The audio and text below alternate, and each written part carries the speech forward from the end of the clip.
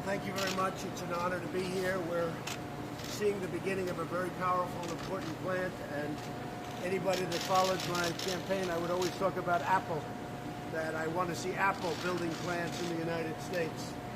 And that's what's happening, and having Tim Cook is somebody that I greatly respect, a great leader, a great businessman, and it's a very special day. For me, this is a very special day. Our country is doing well, probably better than ever before, certainly from the standpoint of the economy.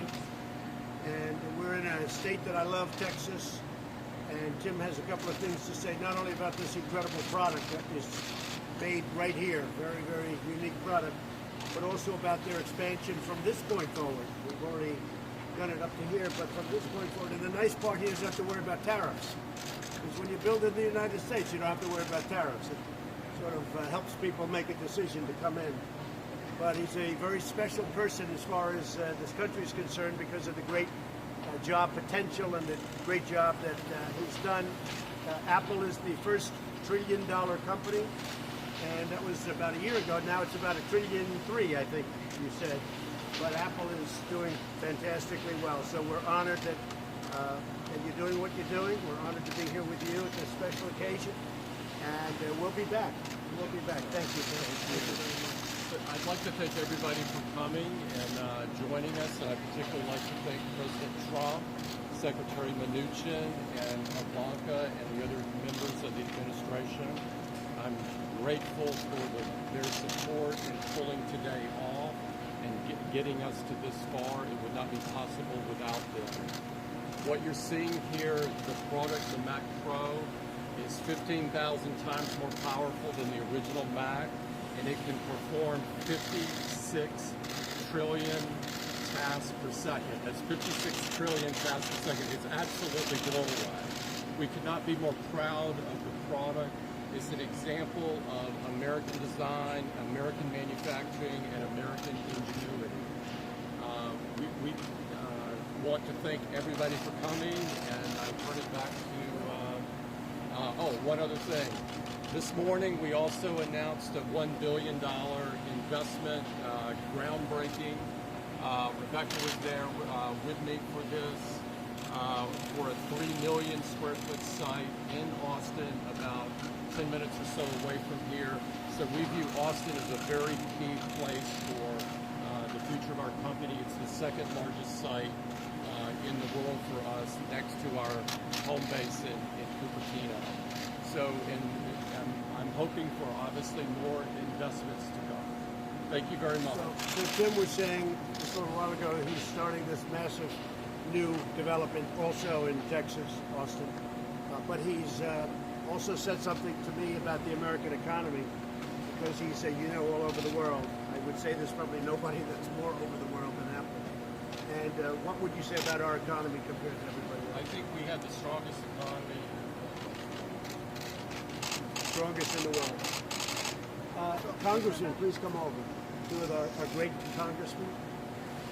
And it's great to have you. I can see you in the audience here. Thank you, Mr. President. Thank you, Mr. President. So if anyone has any questions, go ahead. What did you make of Ambassador Sondland's testimony this morning? Well, I think it was fantastic. I think they have to end it now. He said there was no quid pro quo. The president did absolutely nothing wrong. You look at it, I guess you've seen me. I took down exactly what he said.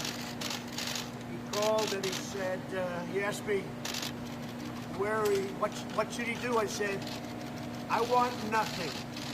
Then I repeated it. I want nothing. I want no quid pro quo. Tell the president, as you know, of Ukraine, to do the right thing.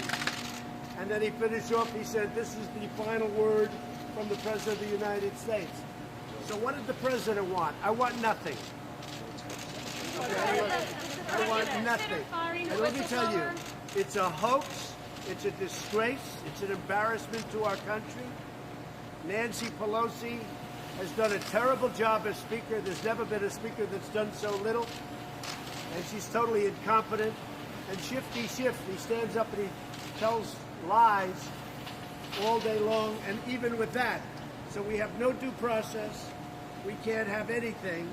And yet, not only did we win today, it's over. And some of the fair press, of which there isn't too much, said this thing is over.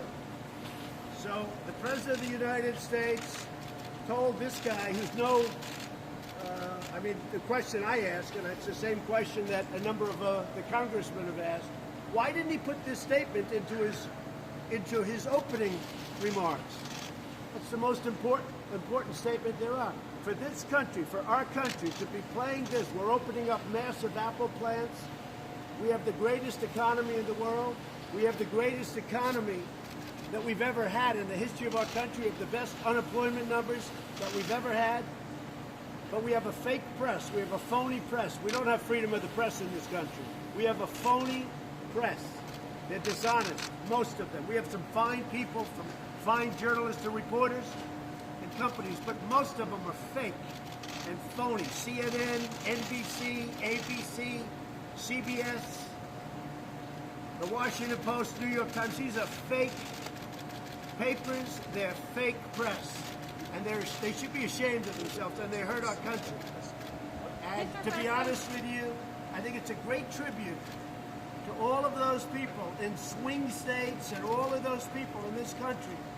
We had an electoral college, as you know, Congressman, we had a landslide, 306 to 223.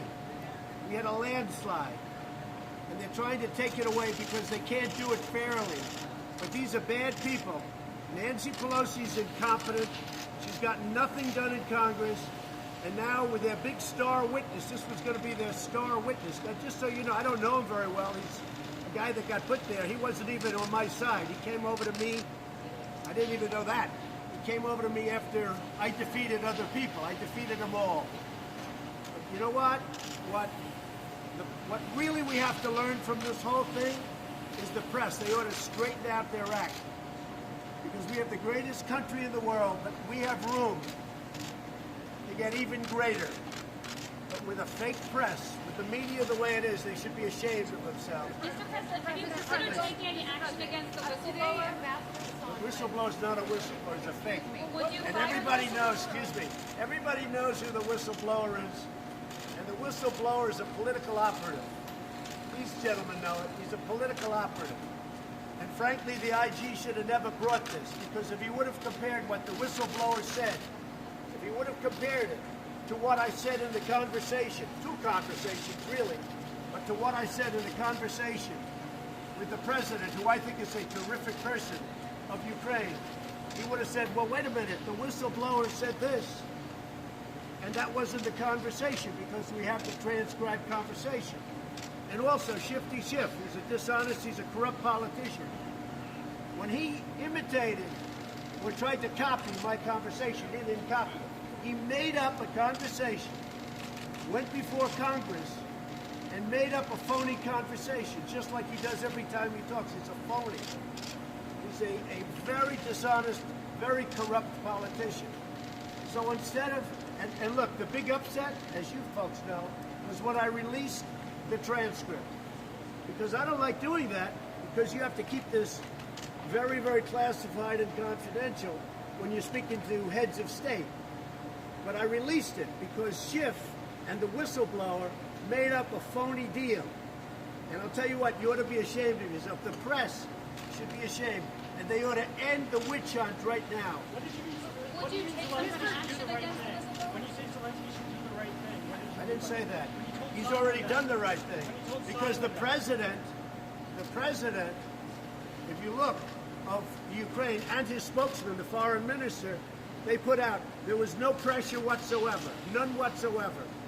And you knew that. You knew that very well.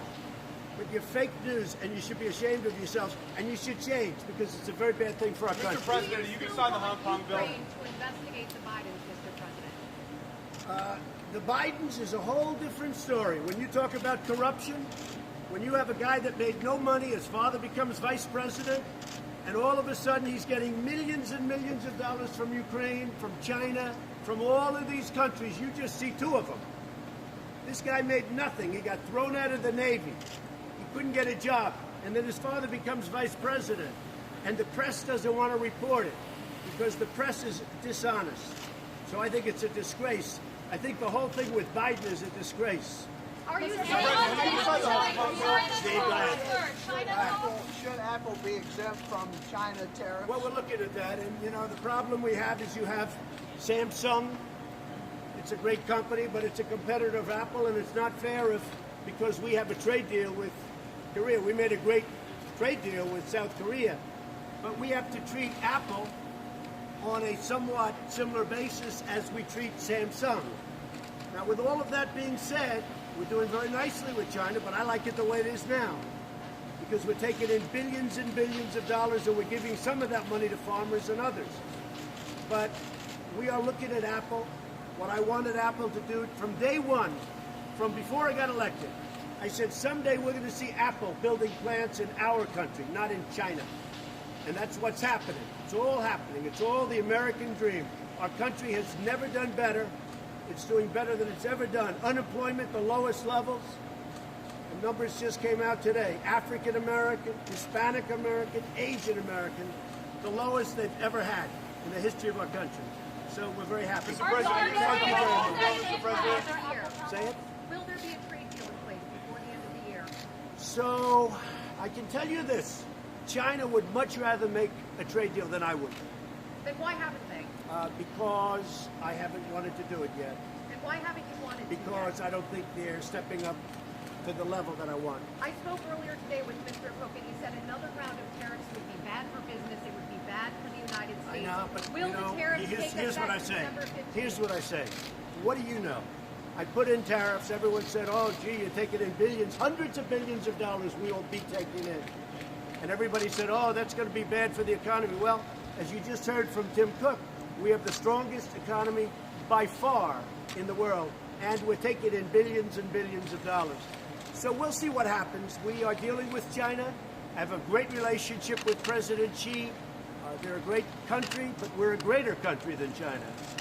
If I didn't win right now, China would be a bigger economy than the United States. But because I won, we picked up, reported on your network, $11 trillion in worth and value. And China's lost probably $25 trillion. We are much bigger than China right now, and we're going to keep it that way.